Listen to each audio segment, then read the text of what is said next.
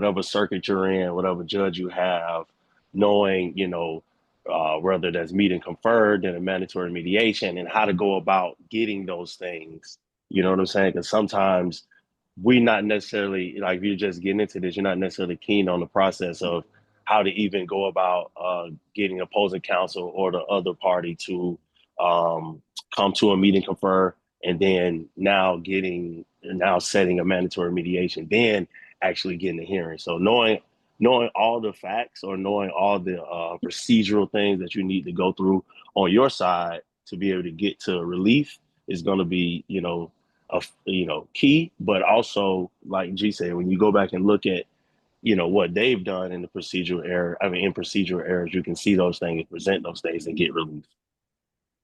And I wanted to say something. We have somebody on also who's very instrumental in a big part of what, because I don't do anything. I'm just an angry individual.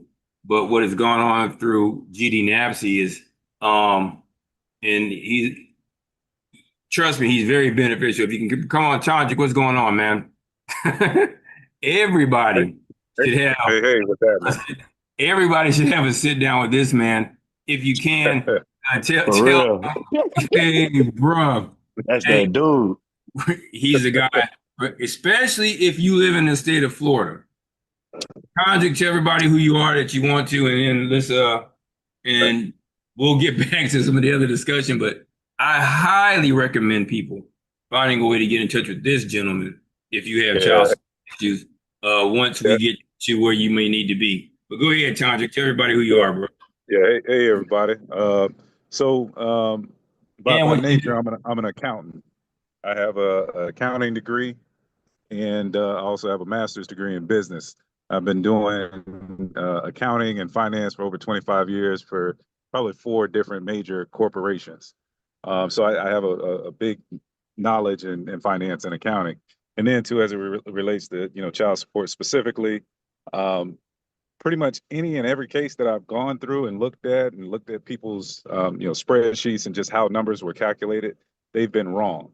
And it's not that the calculator is incorrect, but it's the information that goes into the calculator typically is not done correctly.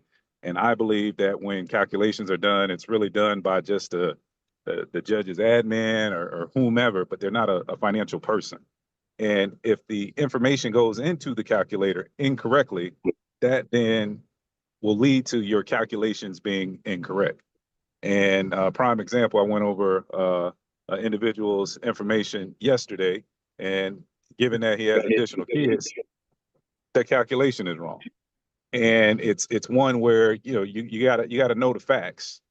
And then too, as you put the information in the calculator correctly, then you start to see how much financial relief you will receive if everything is approved by a judge and there's a modification done for you. But you really got to understand your numbers. Also, Rick, go over with them the importance of knowing what other deductions you may have beyond just the children, because a lot of guys who work, and ladies, because it's not just for men, we have women who also come. But when you have like life insurance deductions and some of the other things that you can get standardized deductions for and should be offset in your child support calculation. Yeah, so there's many different deductions.